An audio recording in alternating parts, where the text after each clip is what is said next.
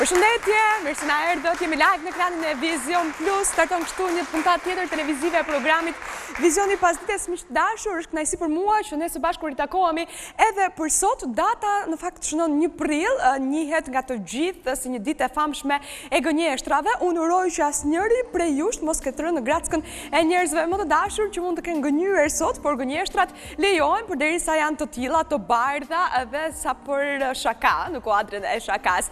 Uroj për të gjithë një muaj sa më të mbar, përderisa edhe temperaturat janë rritur disi, kështu që më në fund le të themi se ka ardhur pranvera, ndaj edhe veshjet i kemi më të lehta. E reflektojnë jo vetëm unë, po edhe zonjat tu në studio, të cilat meritojnë një duar trokitje për lukun e tyre sot, ndaj le të fokusohemi tani tek pjesa e parë e programit, sepse sot programin e kemi të ndarë në 3 pjesë, janë 3 tema shumë të ndryshme nga njëra tjetra, por secila në vetvete është interesante. E para lidhet me zonjat, ndaj qëllimisht të nisa me një duar trokitje, do të flasim për ato zonjat të cilat 9 muaj presin bebe, janë 9 muajt e famshëm të shtatzënis, por cila është mosha ideale për të bërë nën? Mosha ideale për të bërë nën sigurisht ka ndryshuar në ditët e sotme, duke qenë se edhe kërkesat për të arsimuar, po edhe për të, jo vetëm arsimuar, po edhe për të zënë një vend të mirë pune, për karrierën, për partnerin edhe për zgjedhjen e tij, janë ndryshe nga që kanë qenë tek nënat apo tek gjyshet tona. Ndaj edhe zonjat sot nuk bëhen më nëna që në moshën 18 vjeçare, 20 vjeçare, por bëhen nëna diku rreth moshës 25, apo nuk është se ka një limit të caktuar. Pra, nuk ekzistojnë më ato shprehjet që ngelen në derë edhe sikur ti kalosh të 30-at, apo jo? Megjithatë, për të mbetur këtu tek zgjedhjet të cilat janë individuale, tek jeta që duhet ta marrësh ashtu siç të vjen, pa bërë shumë plane, sepse ndonjëherë kur bën shumë plane ato nuk dalin, edhe pse ka vajza shumë të suksesshme, të cilat ngjisin shkallët e karrierës së tyre edhe në fusha të tilla si televizioni, sërish ato nuk i mohojnë vetes për të qenë nëna në moshë të re. Ne do të flasim pikërisht për këtë temë sot me 2 të ftuarat tona. Do të mirëpres të parë në radhë. Ajo është psikologia klinike Blerina Aliaj. Mirë se na erdhe.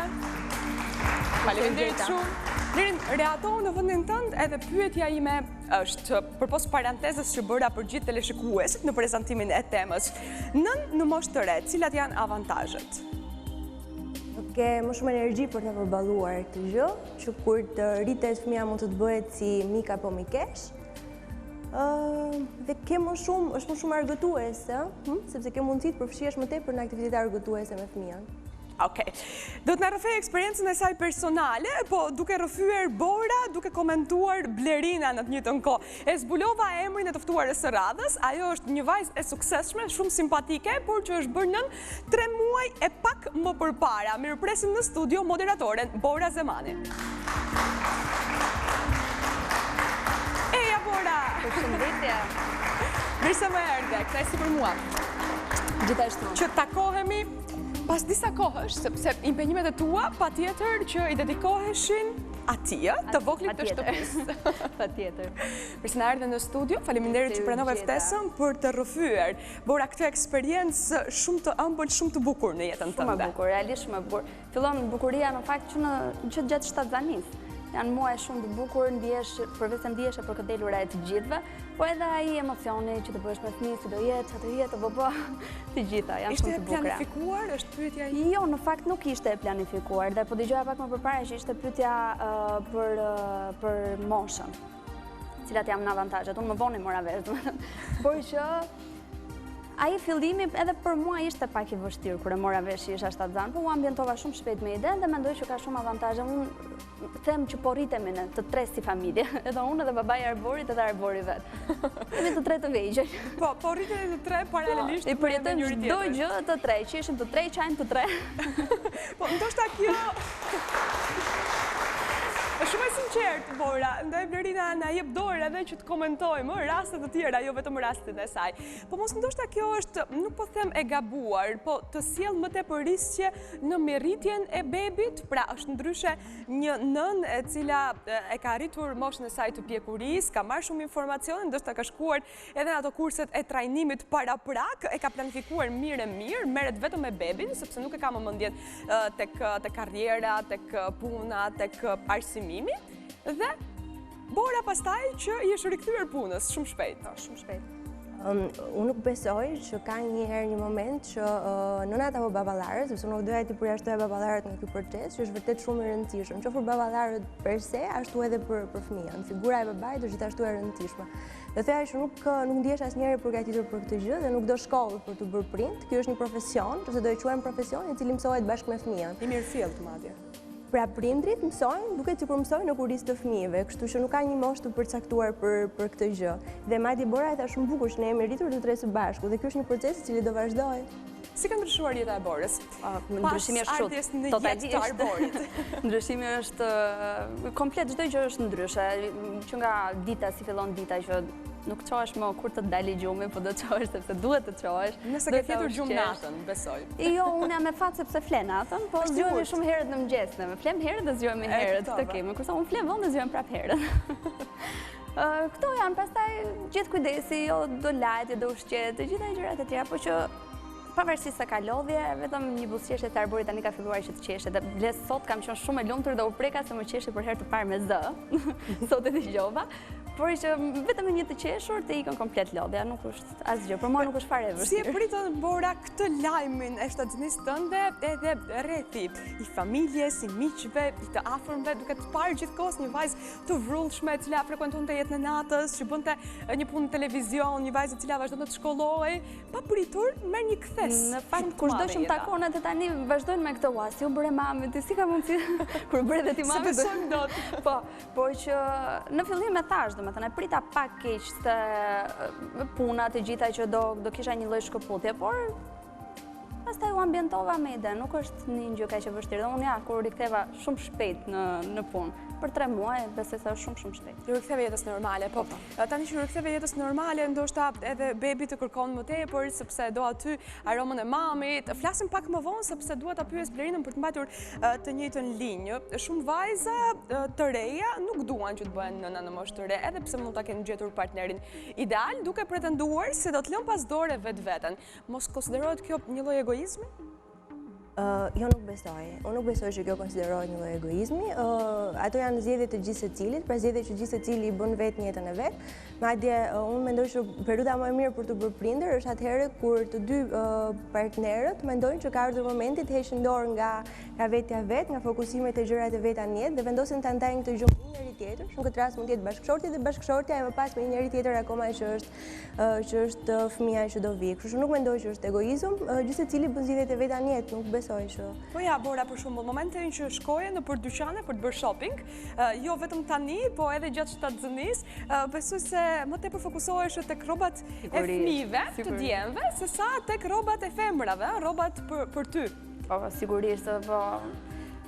Edhe në fakt arborit janë blerë jashtëzakonisht shumë rroba që gjysma atyre nuk janë përdorur fare dhe nuk i bëjnë më. Edhe që po, tamam, s'do përdore sa rritet me ditë. Po, po them që do ja lë motrës se do bëhemi edhe me motër. E keni planifikuar këtë dytë? Po, s'do e lëm arborin vetëm. Tash kaq ishte hera parë ishte e vështirë. Sa më shumë fëmijë. Gjërat do e lësh mangut vetes, jo veshjet, jo këto gjërat e tjera. Nuk të bën përshtypje asnjë gjë. Mendoja më përpara që do më bënte shumë përshtypje, po çdo gjë duhet ja jap arborit. Të bën përshtypje edhe fakti që tani nuk do jesh më ti e llastuara e babit të arborit, po do jetë ai të llastuar vazhdimtimi të dy. Unë biles them që do jem akoma më llastuar se kam 2 çuna. Kështu që do më mbajnë shumë mirë të dy. Ama edhe kujdesi nga ana jote do shtohet, sepse janë 2 tani dhe dihet që meshkujt. Sigurisht, unë them kam çunin e madh dhe çunin e vogël. Të bëjnë më shumë në rrugë në shtëpi e kështu me radhë. Bora, po merresh vetëm vetë apo të ndihmon mami bashkëshortet? Më ndihmon te gjyshet të dyja, domethënë dhe mami im edhe mami i Vinit, edhe Vini vet, po kur i kërkoj një gjë e bën, ashtu mirë keq, po tenton që ti bëj gjërat, nuk është ai babai që do të rri larg që mamaja duhet ja bëj të gjitha fëmijës, jo. Ka i shef edhe ai tjetë prezent. Ndërsa në planin personal, Vini nuk është se të pengon ty që të merresh me punët e tua apo me mirësinë tënde, duke pretenduar që duhet të kesh një lloj përkushtimi të shumë fisht tani edhe për bebin. Jo, madje Vini ka gjithmonë këtë që të trasi mamat, ç'kiti se mbajnë ato ti vazhdo punët e tua, vazhdo jetën tënde siç e ke pas më përpara, po jam mund më shumë e fiksuar në shunit. Unë mbaroj punën, shkoj direkt. Nga pikpamja psikologjike është normale që të bëhet një jetë si më përpara, Blerina, apo përgjegjësia e prindit edhe vetë magneti i tij të thërret drejt shtëpisë? Sigurisht ndryshon, fokusi, si që e tha edhe Bora më përpara, fokusi nuk është më vetja, po ajo e tha që tani kur dalën për dyqane e shoh më tepër për djalin se sa për veta. Pra sigurisht ndryshon, tashmë sidomos në vitin e parë tjetës, ajo duhet kujdeset totalisht për një qenie e cila është totalisht e varur nga Bora. Patjetër që ardha në jetë e një fëmije, sidomos për nënat ndryshon, sepse janë ato që duhet kalojnë 24 orë në 24 me fëmijën, duke hequr dorë kështu, ndoshta edhe nga karriera vet për një periudhë caktuar kohe, që mund të shkojë deri në një vit, apo edhe ndryshimet trupore në një farë mënyrë mund të jenë problem në atë periudhë kohore. Domethënë fokusi nuk është më te vetja, shpërqendrohet te fëmia e kështu me radhë. Pra ndryshimet janë të paevitueshme, janë të pashmangshme. Shumë vërtet, kështu që do mësohet edhe me këtë ritmin e jetës, e cili tani është më i vrullshëm për Borën, kam përshtypjen. Nuk mund të jesh më ajo vajza e përkëdhelur e mamit edhe partnerit tënd gjumashe. Po, do jesh ti që do zgjohesh përpara edhe që do merresh me gjithçka. Të pëlqen që gjithçka për Arborin ta bësh vetë ti, Bora? Po. Ma tregove pak më përpara në grim tek sa ishim duke u trukuar të dyja dhe më thej që dua që çdo gjë ta bëj unë. Dhe sot që ke ardhur në vizionin e pasdites, duket sikur e ke tradhtuar në thonjza. Më duket sikur e lë vetëm. Janë të gjitha këto. Për shembull Arbori nuk e ka larë njëri nga dita e parë deri në sot, vetëm unë e laj. Nuk e prek dot njëri. Gjithë kujdesin që duhet për atë. Pastaj këto orët pak orë që jam në punë, se pata fatin që të filloj edhe një punë ku nuk më merr shumë orë të ditës, se ka shumë femra të tjera që punojnë punë 8 orarshe. Ndërsa unë 3-4 orë në ditë mund të shkëputem nga çuna. Megjithatë është edhe kjo që gjithkohës të rri mendja atje, me zipre të kthesh. Dhe më duket kur kthehem sikur ndihem në faj. Edhe kur kthehem, edhe kur dal nga shtëpia ndihem në faj. A kishe dëgjuar nga të tjerët që çfarë po bën moj se ti je e vogël për vete? Jo vetëm fakti i moshës, por nga ana tjetër edhe komportimi yt të bën që të tregohesh shumë e vogël, Bora. Akoma vazhdojnë ma thonë, nuk e besojnë që jam bërë mama, po unë nuk ndihem e vogël. Ti nuk ndihesh e vogël. Ndihem shumë e rritur për të kujdesur për Arborin. Mirë, Blerina, si e komentojmë rastin konkret, sepse Bora punon në televizion momentalisht, edhe dihet që në rrethin e kolegeve ka dhe nga ato që kanë lindur në moshë të re, pra nuk është e vetmja, por ka nga ato të tjerat pastaj që janë përkushtuar, që kanë ato linjat perfekte, që merren vetëm me veten e tyre, që shpenzojnë më tepër kohë në televizion se sa Bora, e konkurenca ekziston apo jo? Sigurisht. Jo vetëm për femrat që punojnë në televizion, po besoj për femrat në karrierë, ky patjetër që mund të krijon një lloj probleme. Megjithatë, siç e përmenda, gjithë secili bën zgjedhjet e veta në jetë, dhe për sa kohë unë ndjej Borën shumë të gatshme për të përkujdesur, ndjej Borën shumë gati për të përkushtuar fëmijës vet. Unë besoj që kjo është zgjedhja më e mirë që Bora ka bërë, sepse ndjen që e ka bërë, kështu që Dhe kam përshtypjen se një motivim të jashtëzakonshëm shumë të madh ka marrë edhe nga partneri, jo? Fakti që ai ka dhënë siguri dhe shumë mbështetje që në fillim, atëherë ajo ndihet rehat, edhe fakti që mund të dalin nga shtëpia, mund të merret me gjërat e veta, të bëjë jetë me vet, jo si më përpara, po një jetë tjetër. Absolutisht po. Domethënë unë e thash shumë kryet herës që roli i bashkëshortit dhe roli i babait në rritjen e fëmijës është vërtet shumë e rëndësishëm. Kështu që fakti që Bora ka një mbështetje të tillë është vërtet një gjë pozitive, shumë pozitive dhe që e lejon Borën dhe të zhvilloj karrierën e vetë dhe të mos mbetet vetëm në pjesën e mamit. Kështu që nuk besoj se Bora në të ardhmen do pendohet, kur Arbori të rritet, ta ketë si shok. Absolutisht. Kur të shkosh takime me prindër të jesh një mami e re, seksi. Po, sa të vim dhe pak në formë, po. Do rikthesh. Kjo pjesa e linjave, si e përjetove shtatzanin, jam kurioze. Në shtatzani jo nuk kam pas fare probleme, si e kisha fletur mendjen, do them kështu, që unë do shëndoshesh, nuk kam lënë asgjë mangut vete, se kam shijuar shtatzanin më shumë. Po disa foto. Të lutëm t'i komentojnë, Bora, se janë shumë të bukura. Po, të janë foto para dhe pas lindjes. O, sa interesante.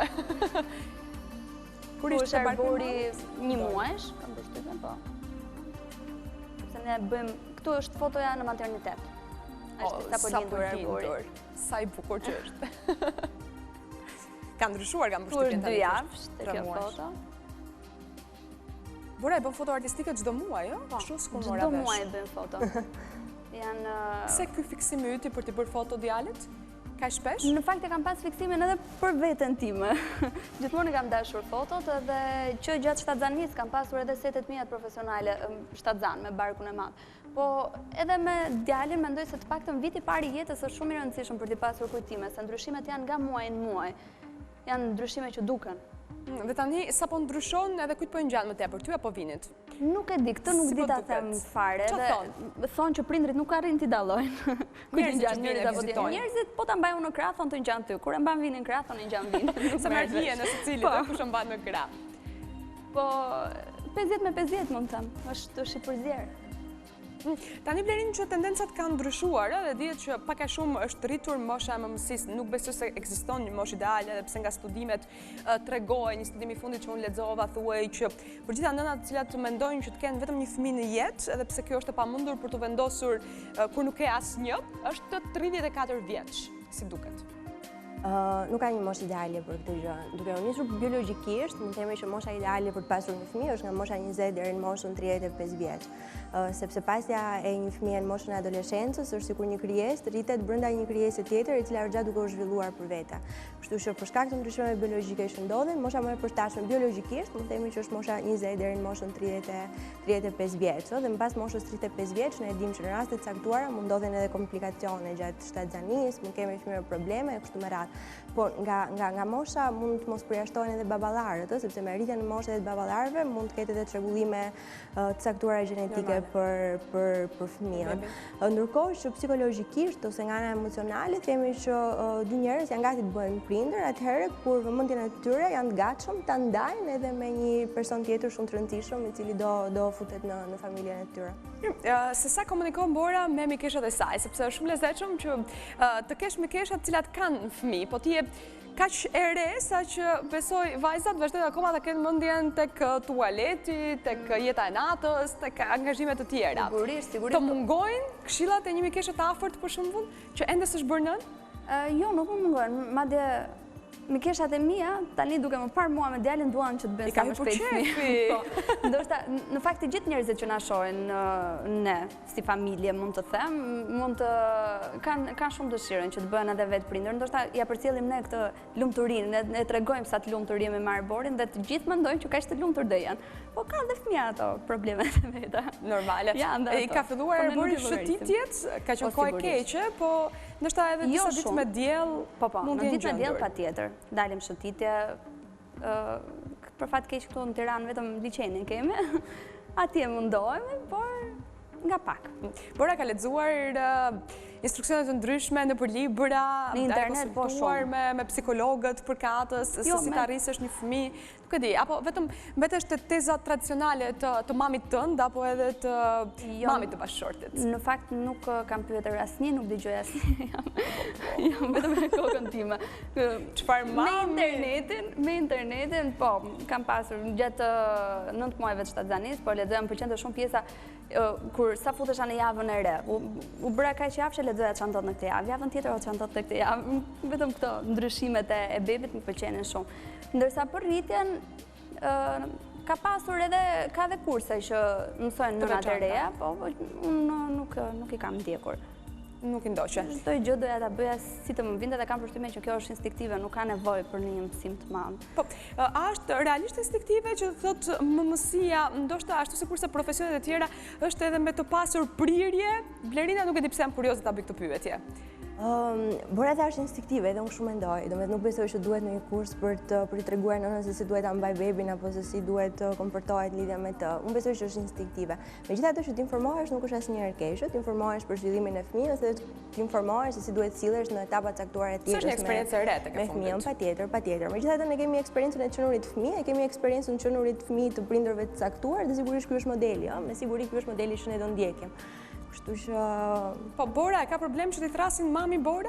Jo, më vjen për të qeshur. Akoma në fakt nuk jam mësuar, nuk më bezdis, po edhe më duket e çuditshme kur e dëgjoj. Keni planifikuar një motër? të rritet arbori njerë. Pak më vonë se nuk dua shpejt që edhe arbori të iki komplet vëmendja, dua që paktën 3-4 vite të shijojmë vetëm arborin. Ju përgëzoj të dyve me jetë gjatë arborit. Shumë faleminderit dhe qofshi gjithmonë të lumtur. Lerina, faleminderit e dashur që ishe mua në këtë studio. Ishte kënaqësi. Tema vërtet interesante, ndoshta edhe një eksperiencë më shumë që vajzat e reja të mos tepen, nëse kanë dëshirën për të bërë nëna, në çfarëdo lloj moshe. Publicitetin, kthehemi pas pak.